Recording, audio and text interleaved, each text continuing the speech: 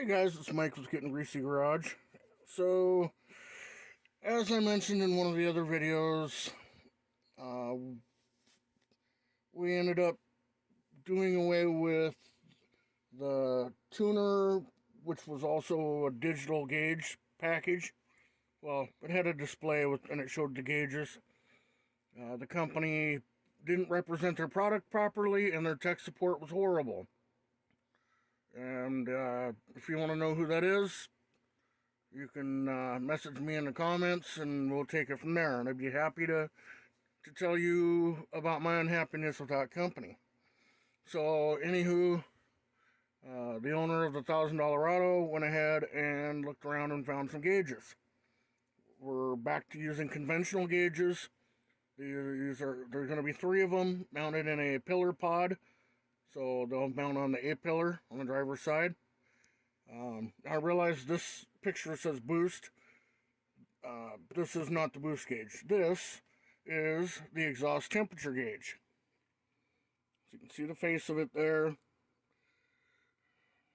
Very nice harness. Woven steel protective coating on the outside. There's the exhaust temp sensor. Hold down bracket. And one of these if you so choose to use them.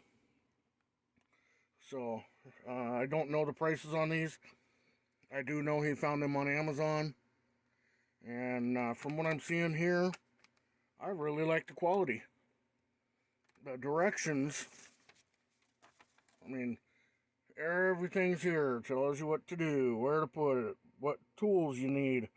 You do have to drill and tap a hole if you don't have one already. But, very clear and concise. I've used other gauges by other companies that weren't this complete in a kit, and certainly didn't have that nice of instructions. I've installed this stuff before, so the instructions aren't a huge deal, but every part is different, so I like having the instruction sheets.